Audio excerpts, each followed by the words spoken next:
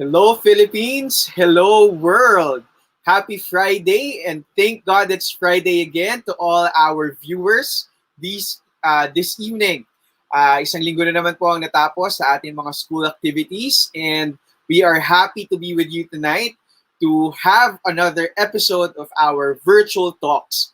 This time around, we're going to talk about the different tips and tricks in using one of the most useful sa ating Google Workspace, and that is Google Docs. And of course, I'm not alone in this endeavor tonight. Let me welcome again the members of the Look Beyond team, starting with our lovely math teacher, Miss June Mao. Good evening, Miss.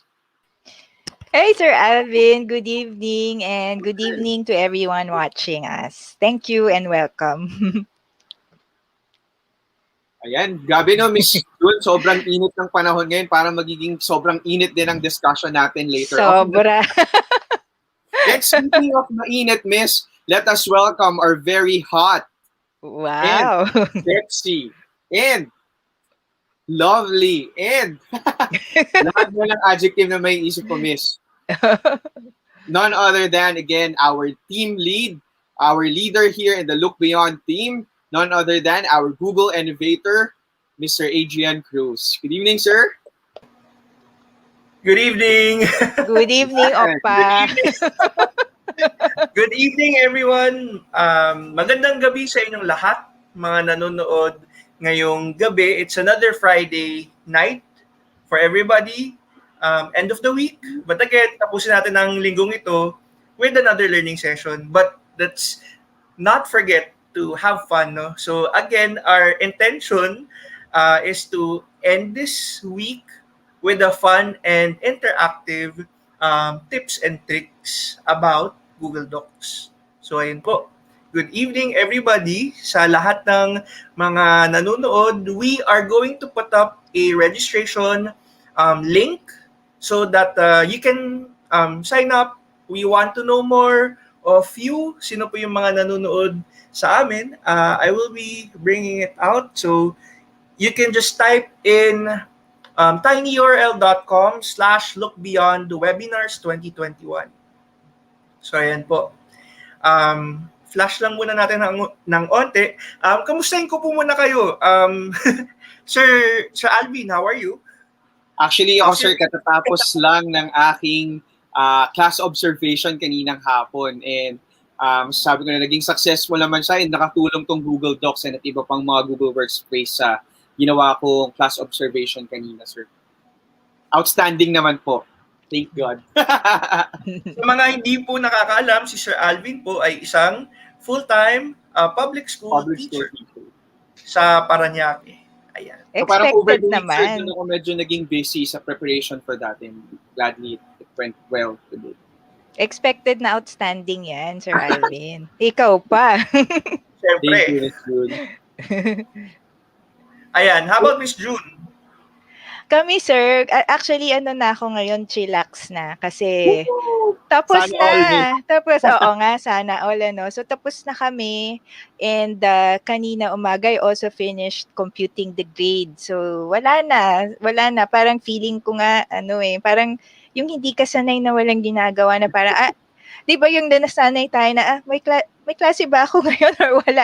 Pero this week wala na. So just computing the grades and I'm done with everything and so yun. Congrats sa aking mga grade 12 students who are Congratulations. graduating soon.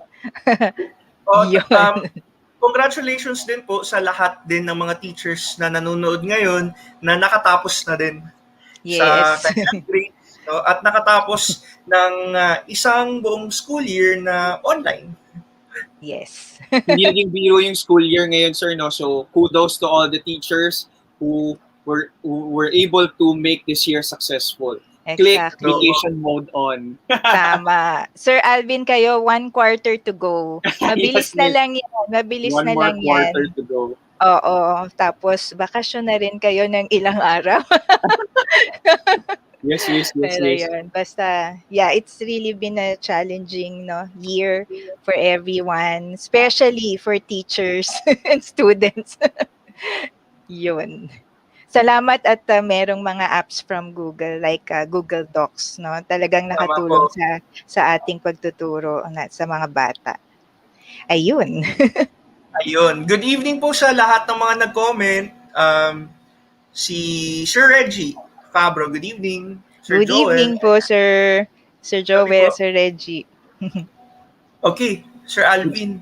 Yes, so good evening po ulit sa ating mga viewers. So without further ado, we will discuss now Google Docs. So Sir Adrian, we discussed Google Docs in our trainings from the past na sinasabi natin sa kanila this is very useful tool for collaboration. Hindi lang siya bastang text software, kundi good for collaboration din siya. Tama po ba, sir? Exactly, oo. Tama. Exactly. Oo. Yun talagang strength ni Google eh. Yung collaboration, yung feature niya to make everybody involved, to make everybody work together, even when they're at home. Or kumbaga kung Yes. nasaan sila, anywhere. Ayan. Mm-mm. Anytime and anywhere. Um, the other one also, kaya ito din ang naging topic natin for tonight is that because I think we have to, again, sa dami ng, kumbaga sa layo na ng narating ng ating online learning journey, I think it's also time to go back, no? Go back to basics, no? And Yes. let's try to, again, relearn, unlearn and relearn, no? Kasi minsan yung alam ko na yung Google Docs, no? Pero baka meron pa kayong mapulot pa dito sa ating Yes. session. Mm-mm. Sabi nga din natin, Google is ever updating.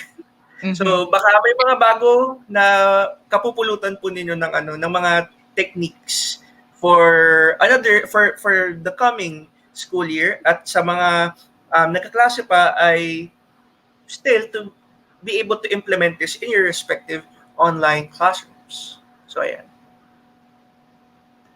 Also, yung ating Google Docs, sir, no, it will become more powerful with the use of different add-ons and even can also integrate it into other third-party applications. Kaya yung simpleng yung parang text software mo na ginagamit for typing lang before, mas magiging powerful pa siya. And then later on, di ba, Miss June, magbabahagi tayo ng ilan sa mga add-ons na ginagamit natin.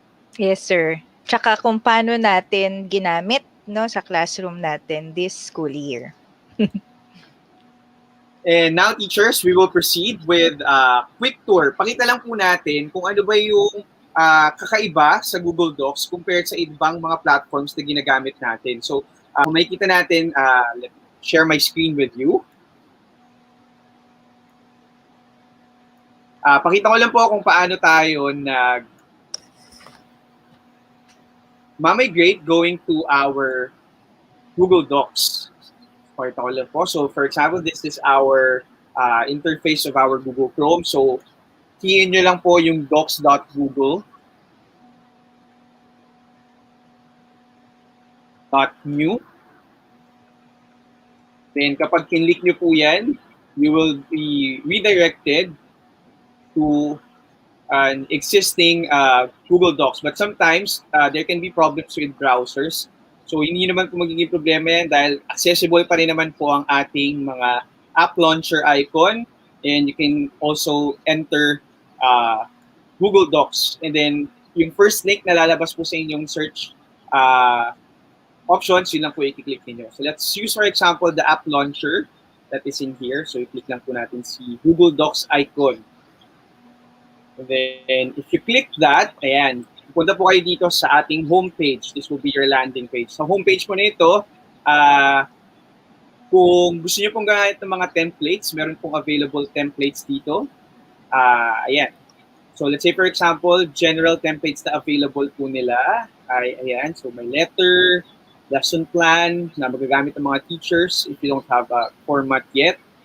Business letters, reports, and the rest. Now, kung makikita nyo po, merong name ng school dito. This is my mother's school. So, kapag kinlik nyo po yan, pwede po kayong maglagay or mag-submit ng template for different docs template na gusto nyo pong gamitin at i-implement sa inyong school system. So, let's say, for example, this DLL or this daily lesson log for English and Filipino version, this is available for all users sa aming domain. So, whenever we want to access this DLL formats or this DLL templates, i-click lang namin itong name ng school and then we can use those. So, pwede pa po kayo magdagdag dyan ng mas marami pa.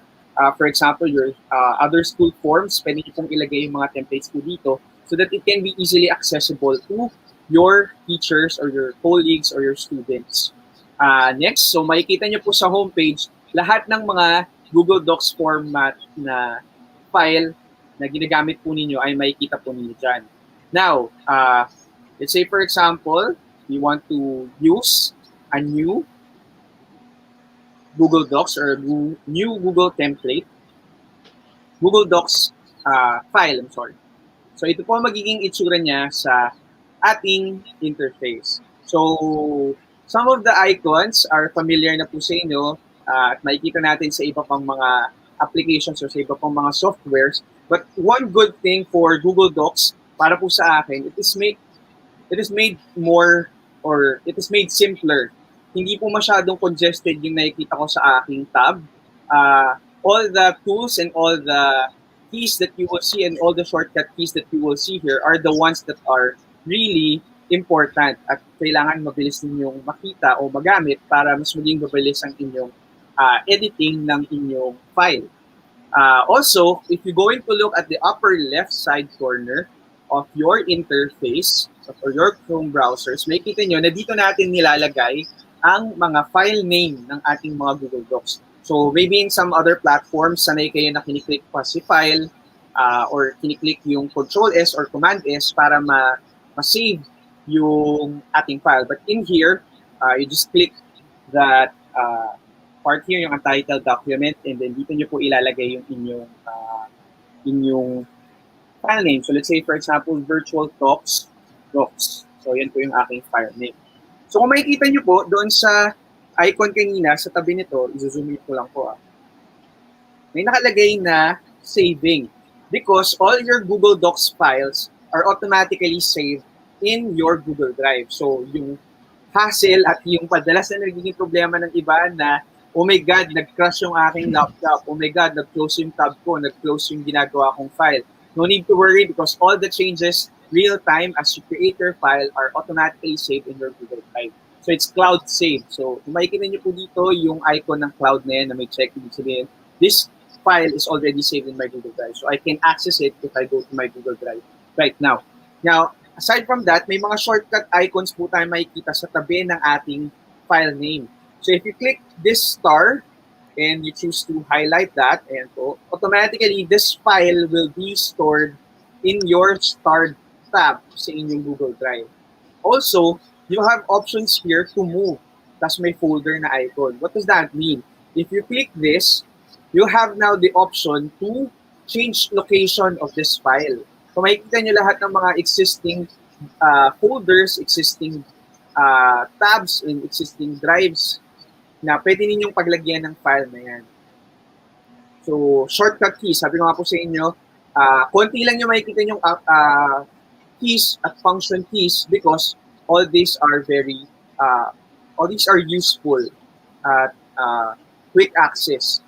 Now, ang iba pong kaibahan pa ng interface natin dito is you can see uh, ito po, meron tayong malaking blue button dito na nakalagay na share. Since we mentioned already na this is also used for collaborative activities in class, pwede nyo pong i-share yung file with other Google accounts or let's say, for example, you have Google domains for other users inside your domain.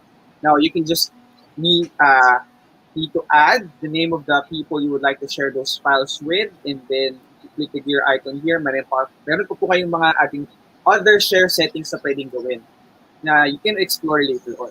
You can also get the link from here, and then ito na lang yung, halimbawa, i-share ninyo sa inyong chat box, i-share ninyo sa inyong Messenger classrooms, and other platforms.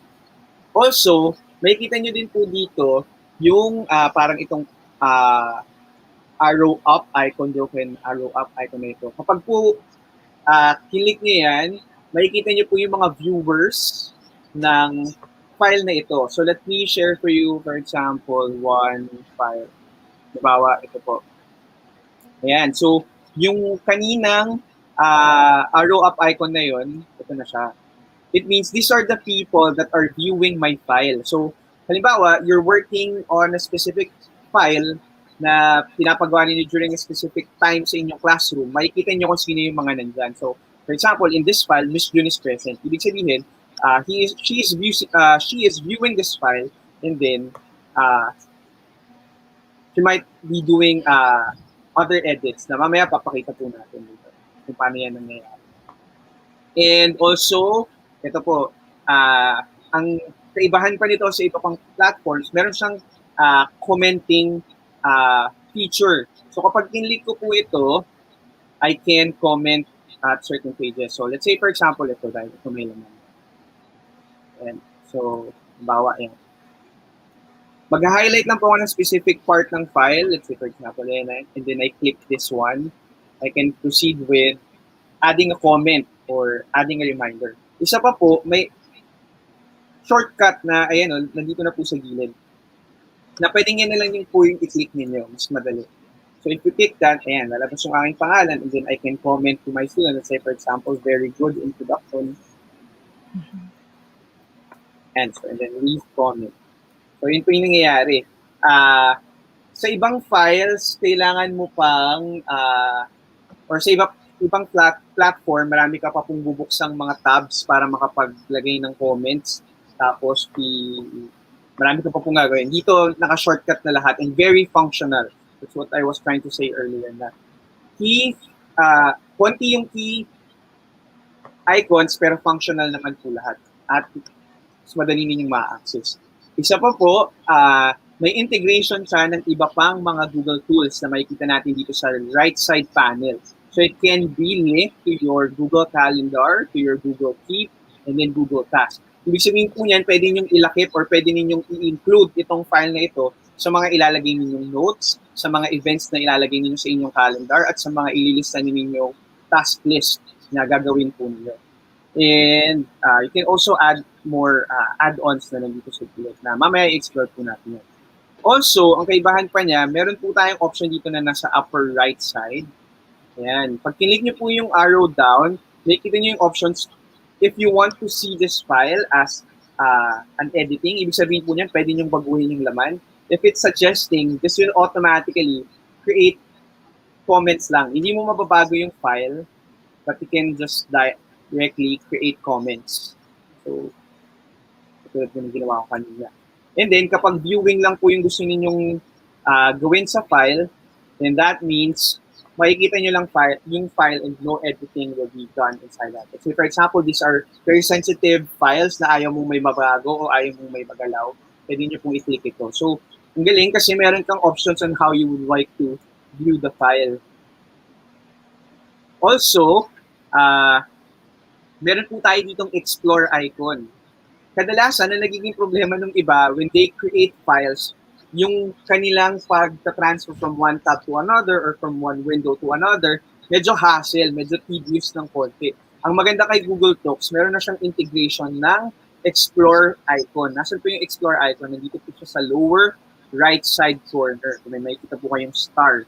Pag click po natin yan, it will open a search box on the right side panel of your file. Let's say, for example, I want to search a specific topic. Let's say, for example, economics. Yan. Minsan, automatically, it will create a new tab para dun po kayo makapag-search. But let's use this one na nasa interface. So let's say, for example, I want to search for economics. Yan. So lumalabas yung options ko whether I would like to access it from a website, I want to access images, or I want to get files from my Google Drive.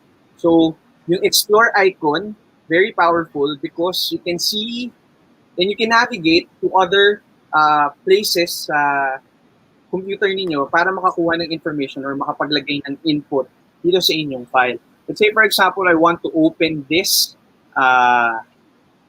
link. And it will open now a specific tab na pwede ko nang pagkuhanan ng laman. Siyempre, hindi naman niya i-occupy lahat ng space para makita niyo yung laman. So, it will open a new tab. Now, may makikita din po kayo ditong quotation mark. So, you can use this for citing specific sources. Ang mangyayari po yan, pag kinlik niyo yan, automatically gagawa siya ng footnote dito sa ilalim, katulad po nitong nakikita ninyo. So, ang galing kasi hindi ko na siya kailangan pang i-copy-paste. May format na yan, minsan teachers na automatic na siyang nakalinya. So, that's one good thing with Explore. Also, with images na gusto nyo i-attach, click nyo lang po yung image and then, maganda, sige, try po natin Lagay natin dito, France, since yun yung file. Halimbawa, gusto ko pong maglagay ng element na picture. One thing I can do is to just drag and drop. Automatically, papasok na siya dito sa aking file. So, ang galing. I don't need to save image, copy image, tapos paste niya. Pwede na akong mag-drag na mismo from here. And then also, may makikita kayong plus icon. Pwede nyo na pong i-click yan para papunta siya dito. But what I usually do is, para mas mabilis, drag and drop na lang po. So, other features na makikita natin sa ating user interface ay usually yan po yan. So, kaya po siya neat tingnan, kaya konti lang yung mga function keys na makikita ninyo. Kasi when you open the tabs here, may mga laman pa po yan. Siguro minsan yung iba magtataka, asan yung page layout? Paano ko ma-assure yung size ng page ko or yung size ng file ko or yung margins ko? Saan ko yan may edit? Well, you can see it here in the file tab. Tapos sa ilalim po niya, nandito yung page setup natin. Sa iba kasing interface, nakalagay na dito teachers sa mismong labas yung page setup na tab. But in here, nasa loob siya ng file. So wag po kayo mag-aalala, pwede nyo pa naman din pong i-edit yan. And it's in here. So you can edit here the orientation, the margin sizes, page color, pwede rin po dyan. Isa pa pong maganda kay Google Docs, meron po siyang version history.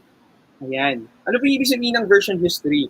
Pwede mong makita o pwede mong balikan yung mga initial versions ng iyong file. Let's say, for example, nag-share ka ng file sa isang colleague or sa isang estudyante mo, tapos nabago niya o na-delete niya lahat ng importanteng laman, then you can just access this C version history. And then makikita nyo po dito sa right side panel, lalabas lahat ng dates, kung kailan binago, sino yung nagbago, sino yung naglagay ng laman, makikita nyo po dyan. So, halimbawa, for example, in April 11, 1:02 a.m., wala pa po yung laman. But nung 4:50 p.m., April 11, nadagdagan na. Ayan. So, kung makikita nyo po, naka-highlight yung specific parts. Ibig sabihin yan, naka-highlight kung sino yung naglagay ng laman.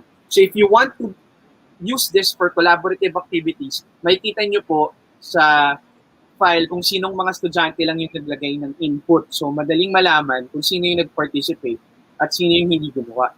And then, pag napili nyo na po, for example, you want to have a version of this file, nung date na to, click nyo lang po yung see more icon and then restore this version, name this specific version na pwede mong balikan later or make a copy of that file na para hindi na siya mawala.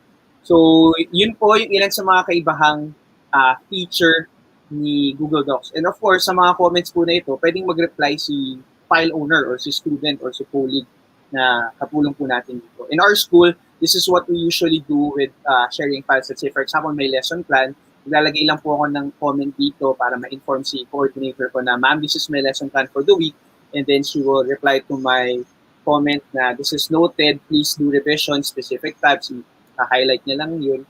And then I will do the specific edit. So, to me, sa basic interface pa lang, teachers, very outstanding na to. Very, very A++.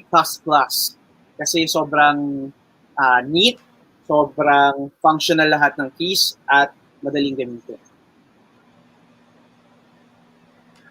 Sobrang outstanding mo din, Sir Alvin, dahil halos nilatag mo talaga ng kompleto ang basics. Actually, up to, I think, advanced din ng pwedeng magamit or magawa with Google Docs. So tapos na tayo, no, sir? Oo, tapos na Tapos eh, na. no? Parang Hindi pa.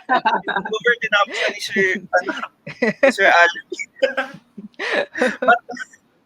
Pero sa mga nanonood, sana na may mga na-pick up pa din kayo. If you're currently using Google Docs, may mga bagong binanggit si Sir Alvin. Like for example, yung unang-una pa lang pag-access ng Google Docs. If you want a faster way, maliban po sa paghanap dun sa waffle icon or yung ating Google Apps icon, yung 9 na boxes, we can just type in docs.google.new.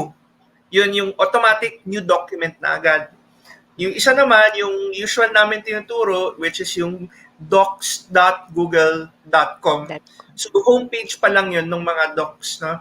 So, ano pa ba? Yung for research, binanggit ni Sir Alvin nun.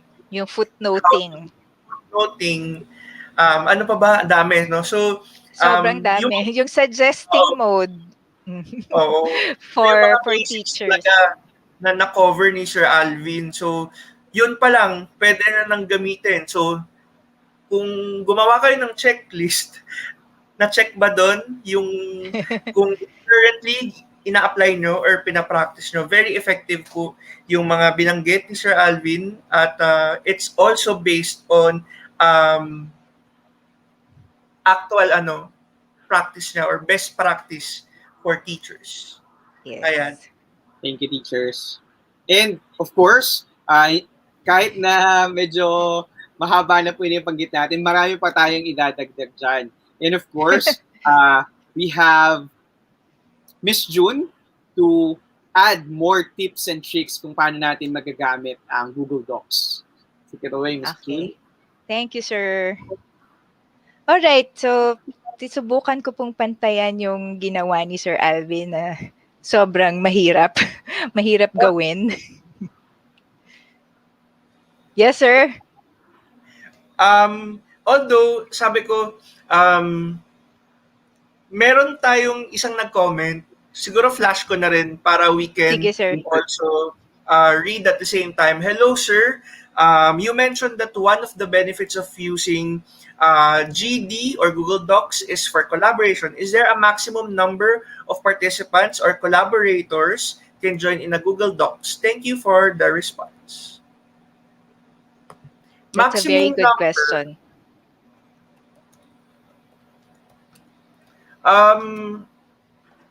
Actually, if sa isang class, ang usual class size kasi natin, pag kunyari private school, nasa around 25 to 30 students, definitely pasok yun. Kung public school setup, 50 to 75 students, pasok pa din yun. With the limit, may nakita ko, sir, sabi, parang 100 people. Well, 100. Actually, as of the moment, ako personally, hindi ko pa na-exhaust yung number ng collaborators. Pero actually, if we're talking about kung viewing lang, definitely pasok si 100. Pasok si 100. Pero kung collaboration ang pinag-uusapan natin, we have to strategically think about it. Kasi, yes, they can collaborate at the same time, they can work on the same file, pero pag sobrang dami, it can be also chaotic. Yes, Oo. sir. That's true. I So, agree. oo. Yun lang, talagang we have to be strategic on that. Kasi kaya. Yun nga lang, may tendency magkaburahan sila Yes, ng sir. mga entry, and you might end up having responses or reports sa mga students mo na, "Sir, binura ni ganito," or, "Sir, Mm-mm. biglang nawala yung input ko." Gagawan So, sila ng spaces, sir. Yes. mm, But that's a um, very good question. Thank you, Sir Reggie.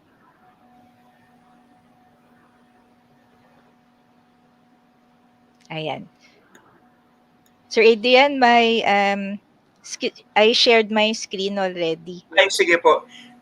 Actually, sige, we'll add more details to this question. Medyo kulang yung aming sagot, but we'll Mhm. get back to you in a few minutes. Yan. Sige po. So Um, dito muna po tayo for more tips and tricks. sige po. Okay, thank you, sir. This is my Google Drive, and as you can see, I've shared with me because this is my Look Beyond account. I've shared some of the actually Google documents that I've used uh, for my classes this school year. Pansin niyo po medyo konti lang siya, no, because again, under Google Workspace we have many other apps that we can use. Google Docs is just one of them. But before I go to these, before I show you these samples, let me talk about more tips and tricks for you. Ulitin ko lang po yung sinabi nila ng mga dalawa kong gwapong kasama dito, yung how to open a new Google Docs file, no, the easiest way. Just go ahead and open a new tab, and in the Omnibox, you just type in either doc.new or docs.new. Both of them will work, and you will automatically be led to a new document, no, and then it's always good practice to name your document. Ako po, I always name my document na in a specific way para I don't get lost somehow when I need to look for a file. So if this is a written work, it's for me it's best practice to write their written work and the number, and siguro even the quarter, no. So paiksian lang po natin. Kunwari, W1, Q1. And then for grade 11 or just for your lesson number. Kunwari, lesson 1 something. And then that would be easier for you. So that's one of the many things that I do to help me keep track of all of my Google Docs files. Naming the file is very important, and you also have to be strategic when you name your file. Okay, and then others, ito po pinakita ni Sir Alvin kanina yung kodigo ko sa tips and tricks ko. So if you want because well, dito sa situation natin yun, we're online, and most of the time there are documents that we need to sign. Ano po, and then the only way that we can sign those documents is virtually or digitally. No, so a way to do that with the Google Docs document is to just click on insert. Tapos po, insert, then drawing, then new.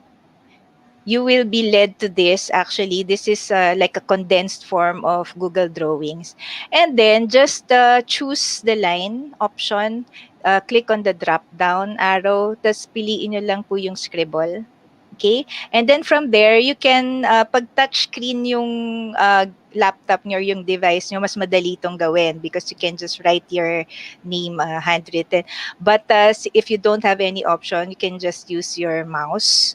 I will try my best to use my mouse, but again, hindi po maganda. But if you have, again, best thing to do here is if you have a tablet, a pen tab, then this would be really good. And then when you're done, if you're satisfied with that, you can just go ahead and save and close. Andun na po yung signature nyo. So this is now your e-signature, and you can just click on it, and then you can edit it, no? You can edit it. You can, if you click on edit, you go back to your drawing, the condensed form of the Google Drawings. And then you can format it. You can put it in line with text. You can wrap it around text, or you can break the text. Okay, so again, that's one way to put your digital signature into any Google Docs file. Okay, and then another tip would be word count. Kasi there are times where, let's say, if you're a student, if you're a grad school student like Sir Adrian, let's say your professor is asking you to write 500 word essay. Instead of going back to tools and then looking at the word count, you can actually monitor how many words you have already in your document by doing this. So you just go and click on tools, and then pick word count. And then here are the shortcut keys: Command Shift C or Control Shift C. Pag clinic nyo po yun, lalabas tong word count, and then it will show you how many pages you have, how many words, how many characters excluding spaces. And if you want to see that all throughout your screen or your interface while you are doing your document, you can just tick here, the display word count while typing, and then okay. Makikita nyo po nandito na sa baba. Okay, so let's try. This is the 5th episode. So nakikita nyo po nagbabago siya. Okay?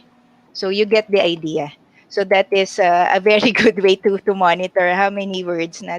Useful din to sa mga teachers actually, making a report. Now, if you want your report to not be too long, if you want to just limit yourself to 100 words, let's say, then this would be a really good option.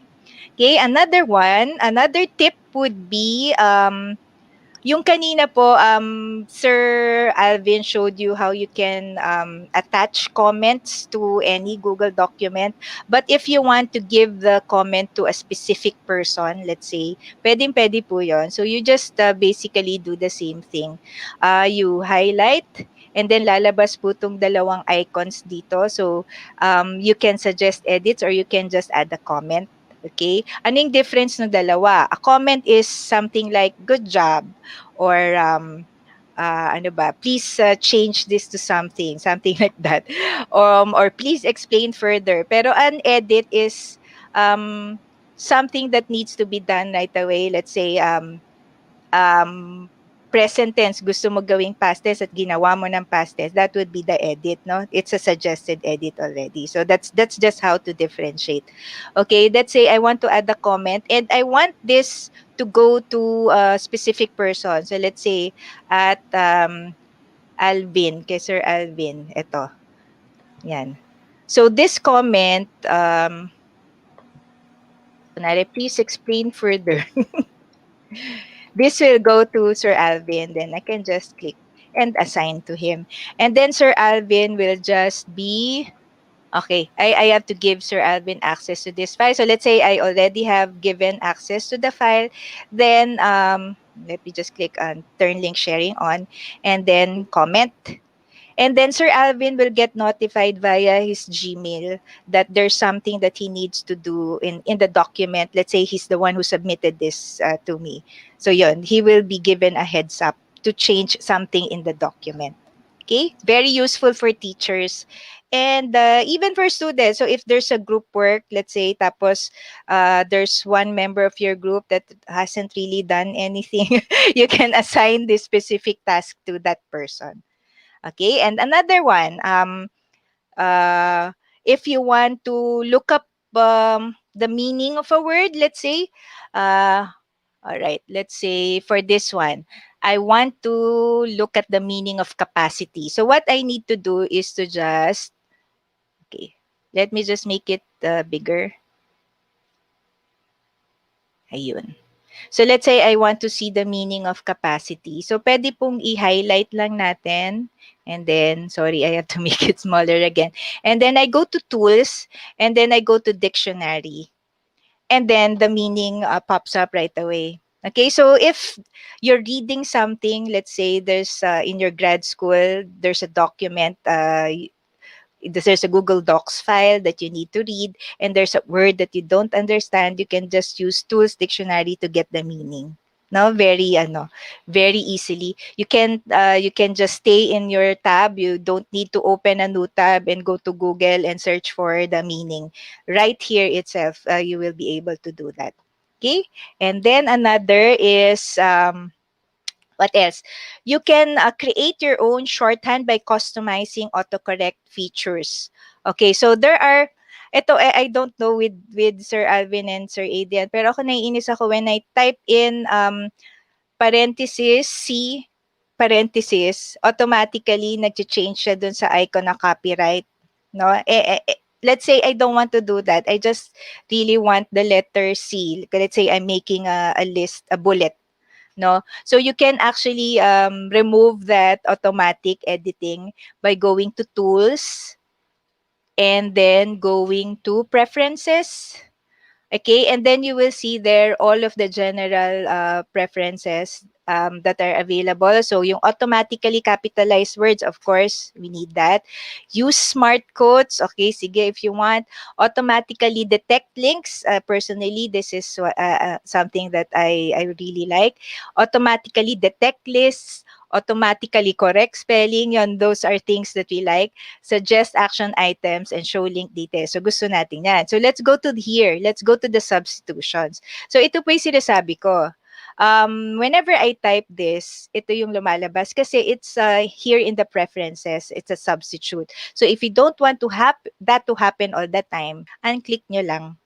Okay, and then click on OK, and then you will see here all of the other substitutions that Google Docs has for us. So maganda po to if you want to draw an arrow. So just a dash and the greater than sign will turn into an arrow automatically. And then there are many other options, like if you have fractions, right there, you can do that. Okay? So that's another thing. Check nga po natin. So I'll type in this. Yun, hindi na siya naging copyright symbol. So okay na siya. Okay, another tips and tricks. Um, you can add words to your personal dictionary to cut down on spelling errors kasi the default language that we use is English. So let's say you use a Filipino word. Di ba po nagpakaroon ng red line? I don't know if you're bothered by that because I'm also bothered sometimes na parang kasi error, ano? Kasi red, pulang-pula siya. So there's a way for you to add words to your personal dictionary. You just go to Tools, Spelling and Grammar, Personal Dictionary. So let's go to that. Tools, tapos spelling and grammar, okay? And then go to the last option, which is your personal dictionary. And then you can just add in the new word. Okay, let's say Pinas. I can just add that. And it won't turn out to be a spelling error or anything because I've already added it to my personal dictionary. So of course, there are other words that we can add to this, words that you often use. So if you're a Filipino teacher or an Araling Panlipunan teacher, this can be useful, no, for common words, Filipino words that you often use, no. So that would be in your personal dictionary. Okay, what else? Converting to a different file type. Let's say in your office or in school, hindi pa masyadong gamit ang mga Google Apps and mas gusto yung ibang platform, there's a way for you to create your Google Docs file and then just convert it to the preferred platform file. Okay, how do you do that? You just click on File, tapos choose Download, and then here are the options for you to download. Okay, so you can download it as MS Word, as an open document format, rich text format, even a PDF document, plain text web page, or an EPUB publication. Okay, so there are many, many ways for you to download your Google Docs file. Okay, malapit na po, Sir Adrian, malapit na ako. And then, what else? There's also the voice typing option. Sir Adrian, ikaw na mag-demo ng voice typing. So Sir Adrian will demo the voice typing option. Favorite ko yan, And Miss. then, Kapag Kapag Favorite. tinatamad ka mag-type. Ayun, the voice typing. Ayan. Kasi maganda yung mag-demo si Sir Adrian. And then, the other one, the add-ons. Kanina dadaanan na to na-mention na to ni Sir, um, ni Sir Alvin. So there are two ways for you to get add-ons. No, right from Google Docs itself. You can just go to the right side. Tapos pwede niyo pong i-click yung plus sign dito. And then when you hover your mouse, you will see nakalagay get add-ons. So you can just click on that. And then lalabas na po yung mga add-ons particular to Google Docs. Okay, so you can just look at each one. Nakita nyo po, sobrang dami. So, nasa sa inyo na po yun what you want to add. It's always best to check the reviews and the comments before you add it onto your Google Docs. Ayun, sobrang dami po. Ako po, I don't really use much of these kasi sapat na para sa akin yung Google Docs. Whatever features Google Docs has, okay na sa akin. Okay, there. Another way is to go to the add-ons tab itself. So you just click on add-ons and then click get add-ons. You will be directed to the same site. Okay, and then if you notice, I already have two add-ons here. The Easy Bibliography Creator. This is a really good way to format your citations using the preferred citation format. May MLA, APA, and many others. And then this one, Hypatia Create. This is if you want to add or to attach math equations. So this is the extension that can be used. I want to demo to you yung Easy Bib. So let me just go there, manage bibliography. And then here on the right side, so in order to use an add-on, you need to go to the add-ons tab and choose the add-on that you would like to use. This time I'm using EasyBib. And then I can choose whether I want the citation for a book, a journal article, or a website. Okay.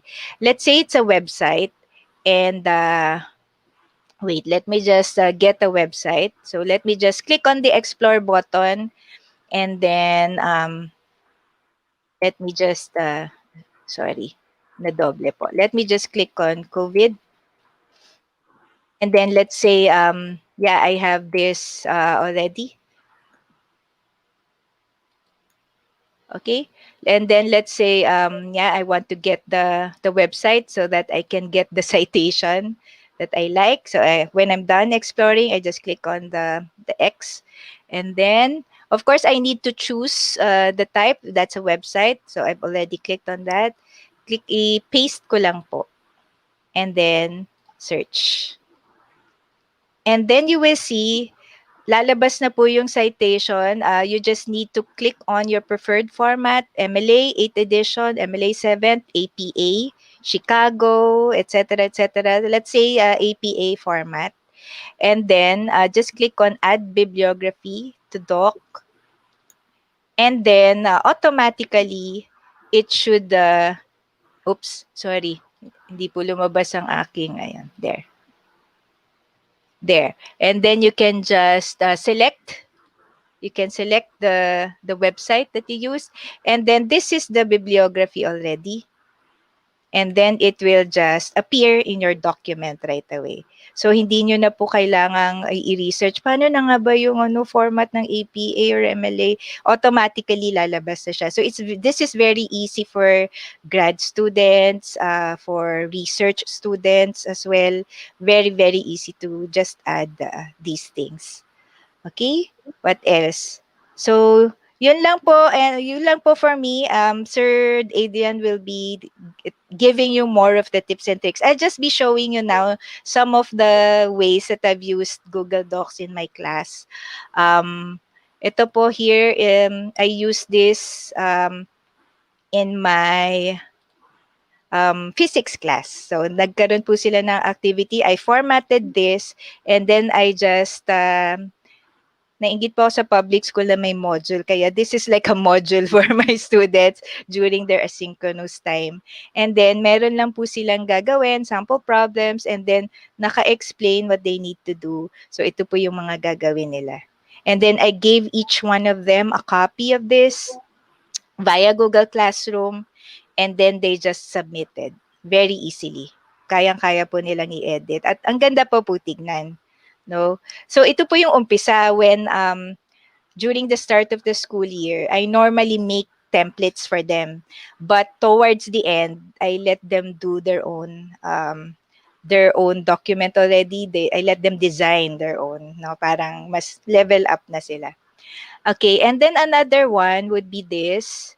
This is my template for my Earth Science class.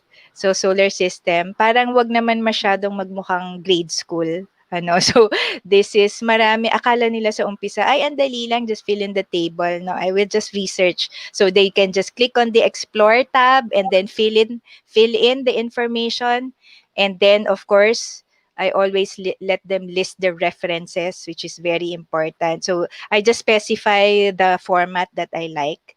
And then, of course, merong mga other things that they need to do. Paste an image of the components of the solar system. List the small scale properties. List the large scale properties. As iisipin na ay medyo mahirap na ng konti. And then here, 5 hypotheses regarding the origin of the solar system. And then here, discuss briefly but comprehensively the currently accepted hypothesis, etc., etc. So, marami silang gagawin dito sa document na to. And of course, they always need to list the references at the end. Okay, so what else? Yun lang po. And then this one, gustong-gusto ko po to. This is a document that I created via Google Docs, and I downloaded it as a PDF, and then I gave each one of them as a copy. This is a pang Miss Universe yung tanong, if you were a rock or mineral, what would you be and why? Napakasimple lang. But I guess the students enjoyed answering this. Tapos naglagay din sila ng mga images nila. Ayun. So somehow, whenever we use an app, we also think about how much the degree of parang interest and enjoyability that the students will get out of answering it. No, we go beyond the knowledge that they need to get to acquire. So sana ano rin, just make things enjoyable for them. Ayun. So yun lang po ang that's all that I have for you tonight. Thank you. Thank you, and that ends our session.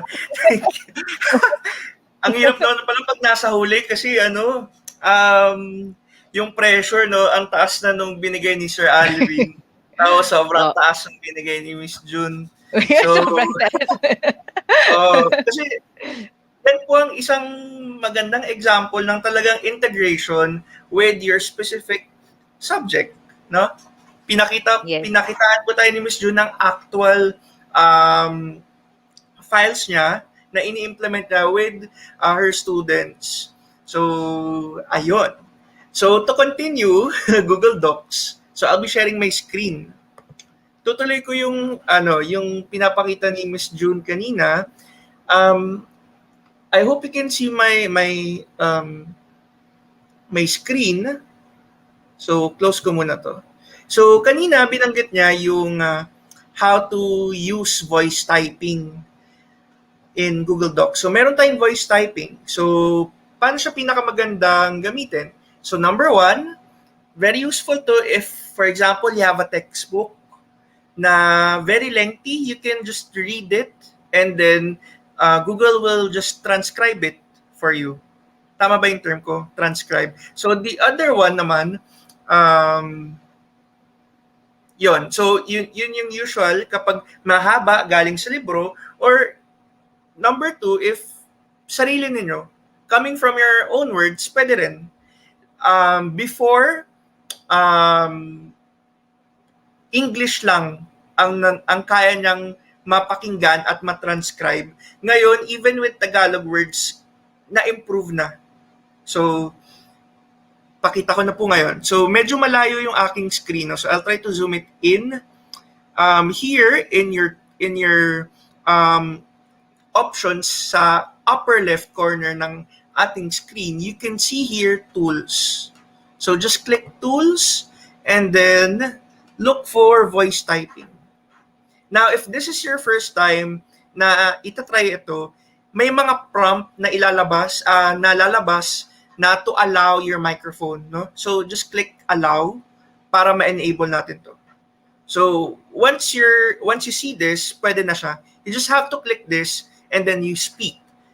You have to make sure then also that quiet yung inyong background or minimal yung noise para marinig niya agad mismo yung eksaktong sinabi ninyo.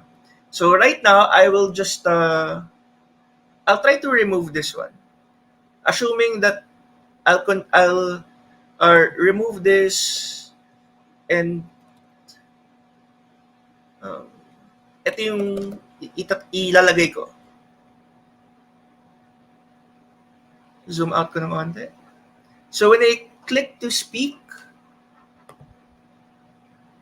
are you ready for a fun-filled learning session this Friday with... Ayan. So kung makita po ninyo, it is really working. No? Are you ready for... Ayan. So again, habang nagasalita ako, dahil nalimutan ko i-turn off, nagtatranscribe pa rin siya. So kung nakita nyo, yung kulay red.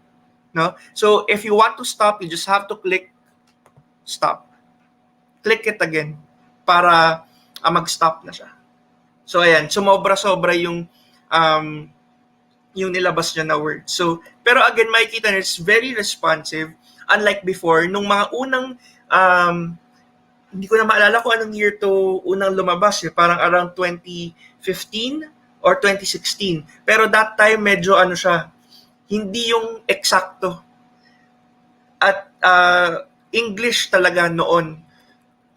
Pero ngayon, very naman siya. Very, mas intuitive na siya. Yun yung tamang term. Mas intuitive na siya. Should I try in Tagalog? Sige. One more time. Handa na ba kayo sumali sa isang panibagong webinar ngayong Friday? Ayan. So, thank you, hindi ako napahiya. But ayan, makita ninyo, siya, intuitive na talaga. As years pass by, talagang si Google, parang rin yan yung sa AI ni Google, talagang mas pinaganda pa na, mas pina-seamless pa na. Amazing. So, pwede nyo ito magamit. Kung meron kayong mga let's say, portions, ano bang tawag doon, ng parts ng libro that you want to put in, but you also have to make sure that you put your references, no? Pwede na to magamit sa mas mabilisang, para mabilis po ninyo matapos ang inyong mga gawain. Pwede rin, sir, pwede rin pag may recording ka, no, i-play mo lang. No, yes. Tapos, no, na-try ko yun one time. Lalabas na siya. Ang galing. Gumana naman din.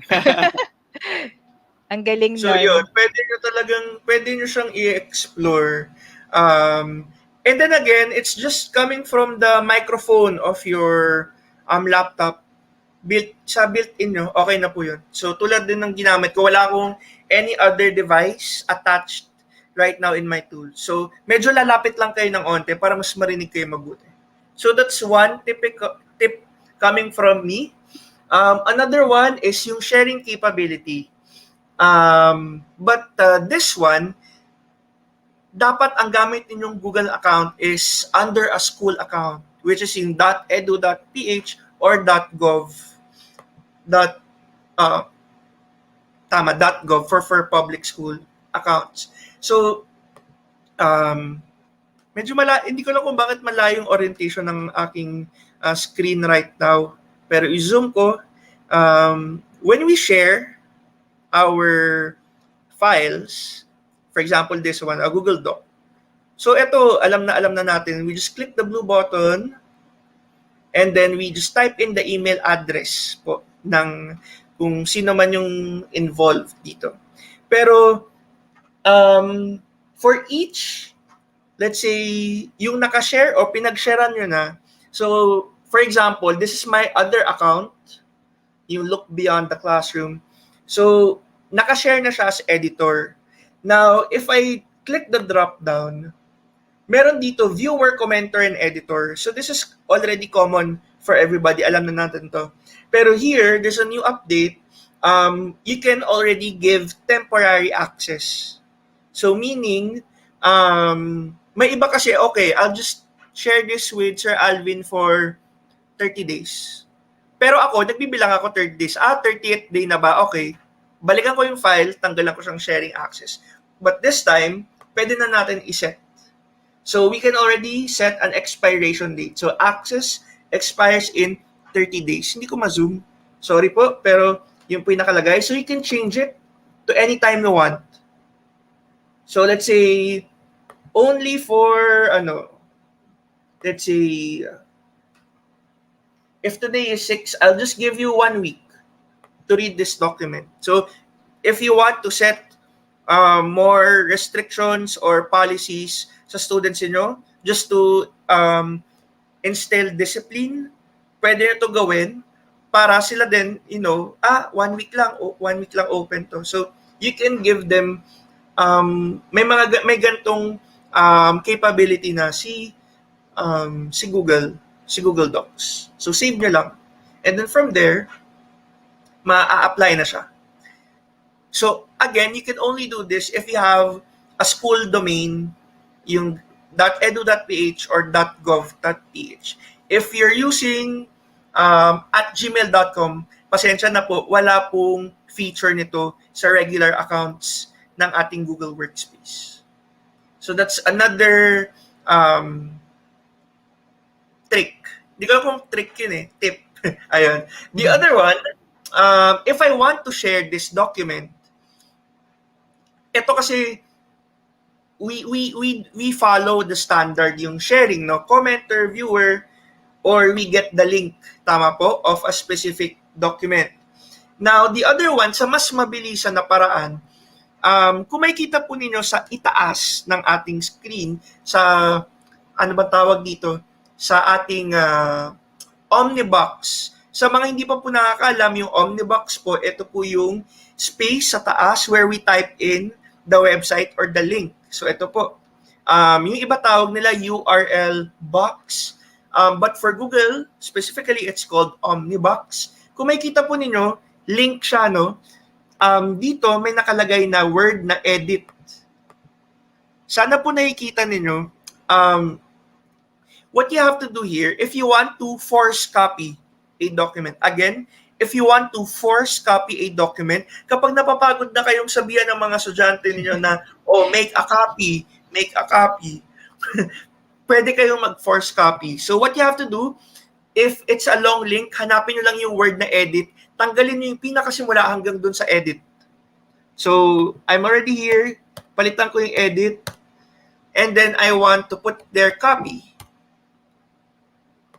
So, ginawa kong dash copy yung dulo instead na edit. Now, I'll open it in another tab para makita po ninyo kung anong kinalabasan. Pinaste ko siya. Now, it says here, copy document. Would you like to make a copy of class notes? So again, kapag ganito ang binigay nyo sa students nyo, wala silang ibang way but to make a copy of this document. So that's one way of you para mas mapabilis yung inyong pag-duplicate or distribute ng files sa students niyo without going to Google Classroom.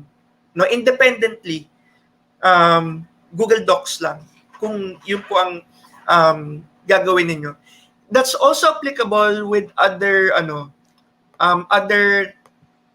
tricks here. Pwedeng copy, pwedeng view. So kunyari view lang. Ibig sabihin, viewing access lang. So, pinalitan ko yung dulo ng view. I'll open another tab. Pinaste ko po. So, viewing access po ito. So, ganun po siya. I'm not sure kung nabanggit ko to sa previous episodes ng ating Look Beyond virtual talks. With Google Slides, pwede yung instead na copy or view, pwede naman yung present. Present. Oo, para pag pinuntahan na nila, naka-play na siya or naka-project, hindi na nila makikita yung mga notes ng teacher sa notes area. Hindi na makikita yung mga maliliit na portion ng mga slides. So yun. You can change the link, view, or copy to force copy.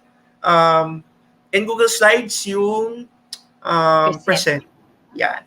So yun po yung mga pwede nyo gawin. Napaka po nun, time-saving technique. Ayan. Meron pa ba? And then, the other one, siguro this is the last one, naiiwan ko na as your assignment. Teacher talaga, nagpa-assignment pa. Again, nabanggit na to ni Miss June kanina, if you want to integrate other tools, making your Google Docs more powerful, we have here what we call add-ons. So ito rin po yung Chrome Web Store or Google Marketplace where we download our apps na integrated with the Google Workspace tools. Ang kagandahan dito, if we click the add-on, ang ibibigay na niya sa atin dito is puro pang Google Docs lang. So if you go here, you can you're free to explore all the applications that will or might work for you sa specific subject na ituturo nyo. If you're a math teacher, pwede nyo explore yung math type. Ito ay more on yung mga math equations. If you're more on visual, you can integrate Lucid Chart, yung mga maraming charts involved. What else? Binanggit ni Miss June yung EasyBib. Meron tayong kay Zina. This is a voice recorder comment.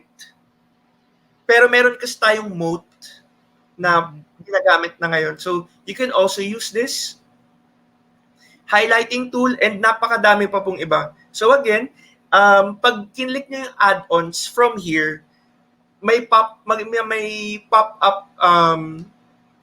bar na siya na wherein specific na siya for Google Docs alone. And same thing with Google Slides, Sheets, and the rest of the Google Workspace tools. So ayan po, feel free to download. So ito po ay karamihan po dito ay free.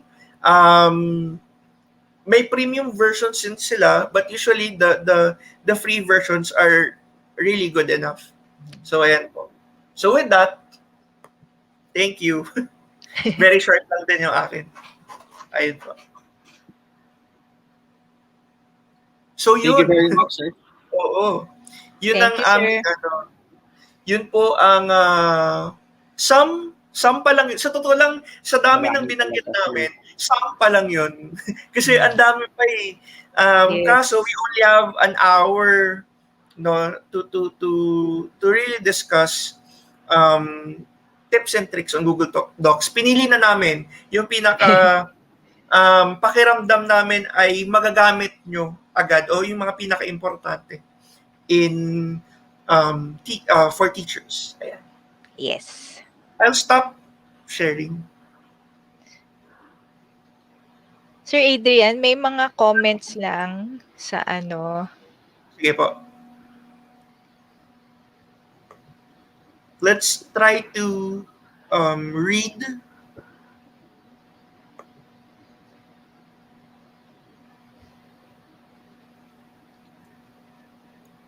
Ayan, thank you po, Sir Reggie. Thank you for the positive response. Po, ma'am, sir. Ayan. Pero hindi ako na-satisfy sa sagot ko kanina. So, babalikan ko yung reference na nakita namin regarding your question. Balik ulit yung aking So here, for sharing and collaboration po ng ating Google Docs. So it's up to 100 people with view, edit, or comment permissions can work on a Google Docs, Sheets, or Slides file at the same time. So when more than 100 people are accessing a file, only the owner and some users with editing permissions can edit the file. So yun po. So 100 na po at most. Kapag nag-more than that, mag-a-adjust siya based on dun sa sinet nyo na ano bang tawag doon, access for that specific student or person. So yan po. 100. More than that, magbabago po siya. Ayan. Feeling ko okay And na yung search na 100. Pag more than that, nagiging sobrang confusing na talaga at saka chaotic Oo, na talaga. totoo po yun. Magiging confusing na siya. So again, if it's something that's more than pag yung nadamihan na kayo, no, yung more than the usual, pwede na siyang viewing access as a reading material. Pwede nyo rin siyang i-pilot, i-testing nyo in a Google Docs, ilan kaya yung pinaka-okay, yung conducive for learning pa rin kung sabay-sabay sila mag-edit. So yun po. Pero pag sobrang dami talaga, sa totoo lang yung 10, pwede, pero kailangan very specific na yung mga instructions mo. Kung kailangan nakalagay na kung saan yung i-fill out ng isang bata. Oo, gano'n. Parang may specific space na sila dun sa file para hindi sila... Unless gano'n yung nakaset up, pwede na. Yes. Pero kung parang free-flowing siya, magkakaburahan kasi ng file. And ang tendency nun, kahit balikan natin yung version history, dahil sabay-sabay sila nag-edit, may tendency na yun nga, hindi niya mahagip lahat nung edited versions at the same time dahil multiple people are doing something or editing something in the file. So yun po. So sa pag sa klase, sir, dapat lagay na yung name ng bata para alam niya kung usually saan ganun, part niya, no? Yes, kunyari mga 15 to kahit 30 students or 40 students or kung more, iwan mo na lang, kunyari itong box na to, student A, kung ang by student number, student 1, boy 1, 2, 3, 4, or by name, ganun. Same thing din with Google Slides, ganun din. If you want to have yung interactive portion na very specific, lalagay nyo din talaga, ito para sa group 1, itong side ito para sa group 2. Dapat identify nila kung sinong group 1 or group 2. Exactly. Or, ganun. Very specific. Pero kung kunyari thesis paper to or talagang magkakasapawan. Expect nyo meron talagang magsusumbong. Ayan. Then some comments, thank you very much Sir Joel. I think it's not advisable to add more collaborators to a single document. Pwede po tayo gumawa ng groupings ng collaborators or mag-organize ng group who is in charge of specific part of the document. So yun, you can be kung ganun karami, you have to be specific. Yun. Kasi kapag free-flowing siya, hindi mo masyadong makukuha yung gusto mong results. Yun. Pag sobrang dami ang involved. Ayan. The other one, pwede na natin balikan ang document history. So, just in case, ma-lost tayo, even as teachers, if we want to know who participated or who did more, sino hindi nagbigay ng input, go to version history. But you have to make sure that when you shared it to them, it's via email address. Dahil kapag link ang share ninyo, anonymous po ang identity nila. Mga animals yung lalabas na. Yes. Anonymous animals po. Yung mga weird, hindi mga weird, yung mga uncommon na animals pa yung makikita mo. Yes. Sa, yun. So, kailangan specific yung email address. Ayan. What else? Siguro I'll flash also some of our announcements. We have some announcements for everybody I hope nandito pa po kayo. Nandiyan pa po ba kayo? Thank you very much sa ating mga nanonood ngayon. We really appreciate it, no? Um, we have an upcoming boot camp, online boot camp for teachers who would like to become Google Certified Educator Level 1. So meron pong program si Google really intended for teachers for their professional development. So this is at a 3-day online training. And then just recently, nagput up kami ng Labor Day promo.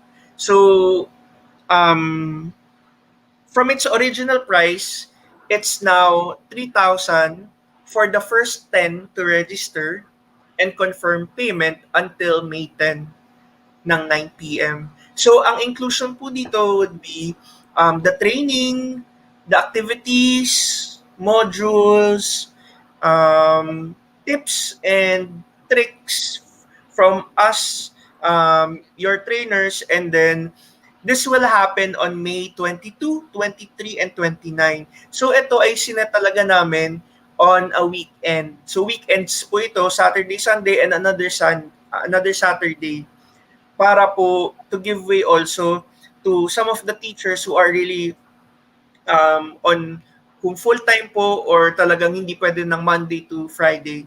So, sinet up po namin to ng 9 o'clock a.m.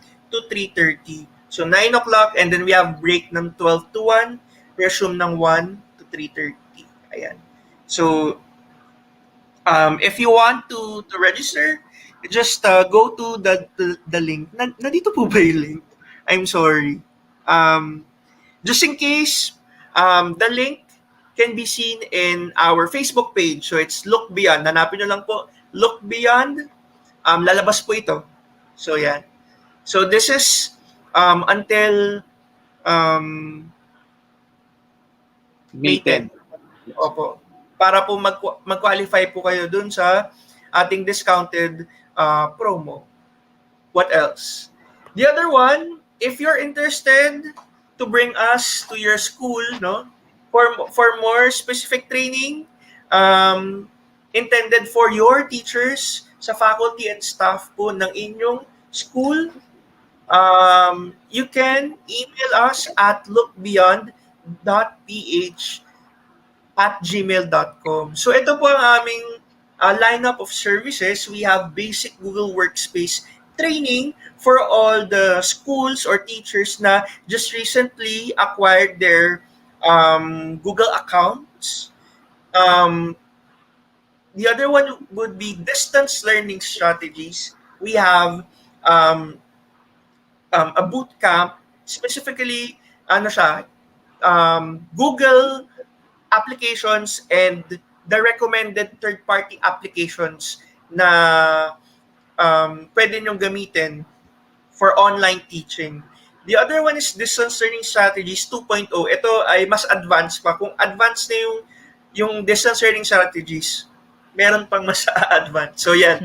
Then we have Google Certified Educator Level 1 training. So if you don't want to join the bootcamp, we can also do it specifically for your school.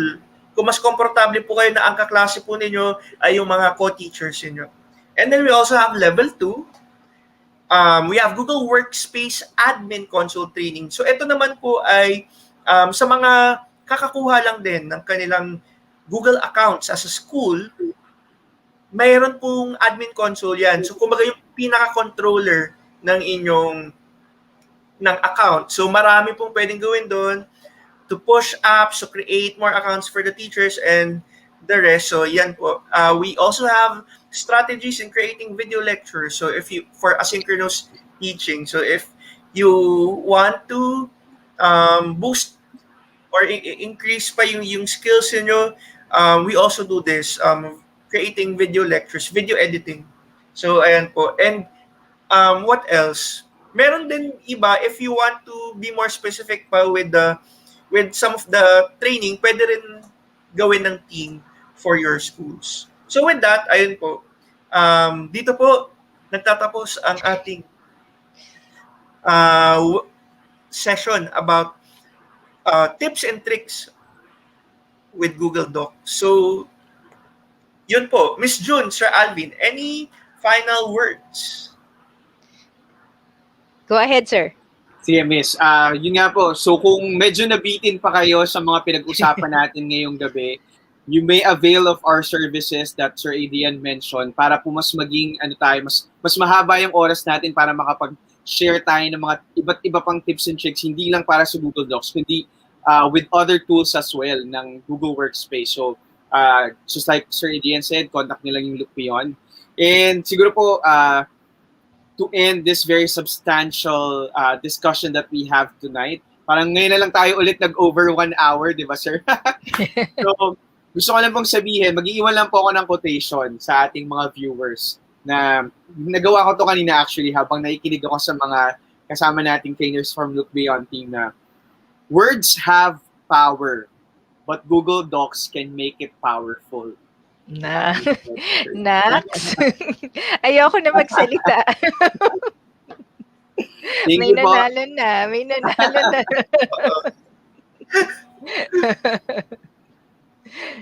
Ayun na. Thank you. Thank you, Sir Alvin. Ako naman, ano pa bang masasabi ko? Wala na. Wala na akong iba pang masasabi after nung sinabi ni Sir Alvin. But I'd just like to thank again everyone who watched the episode and who will be watching the replay of this. Don't forget po to subscribe to our YouTube channel, yung Look Beyond the Classroom, and also sa Facebook, like our page, Look Beyond. Yan lang po. And thank you very much again for the support and stay safe. Yun lang po. Thank you. Thank you, Miss June. So, keep using Google Docs. Wala akong panapat dun sa sinabi ni Sir Alvin. So, diba? Hindi tayo prepared. Hindi na ako makikipag compete. So, nakita nyo ba yung aming shirt? So, if you want to avail, may merch. Hindi. But, again, may merch yan. Hopefully, pag dumami po ang ating mga ganda. Viewers, ayan. So, wow. So, ayan po. So, banggitin ba natin? So, ito po ay from Boom Style. So, ayan. Maraming salamat po, Boom Thank Style. Thank you very much to our sponsor. But again, onting segue at pasasalamat po. Again, maraming salamat po sa lahat ng mga nanood. Well, looking sa mga darating pa na mga linggo, no? I hope na dumami tayo para at least if you want to share this with your colleagues, share nyo lang po. Yes. Ngayon pa lang po, gusto talaga namin magpasalamat dahil may mga tumututok po sa amin every other Fridays ng gabi, kahit busy po ang ating schedule at medyo pagod na from work. But again, thank you very much po. Next Friday po, ang aming topic naman ay tips and tricks with Google Sites. So yun naman po, very exciting. Learning session ulit next Friday. We'll just post updates sa aming Facebook page. Follow us on Facebook, ano pa ba? Instagram and LinkedIn. So yun po yung aming social media platforms. And this YouTube channel, Look Beyond the Classroom. So with that po, good evening. Pahabol, sir. Paalam ha. Shout out po sa isang prinsesa pa ng aming team, ng Look Beyond team. Happy birthday. Ay, oo, happy birthday. Ayan, happy birthday, Iris. Happy birthday, Iris.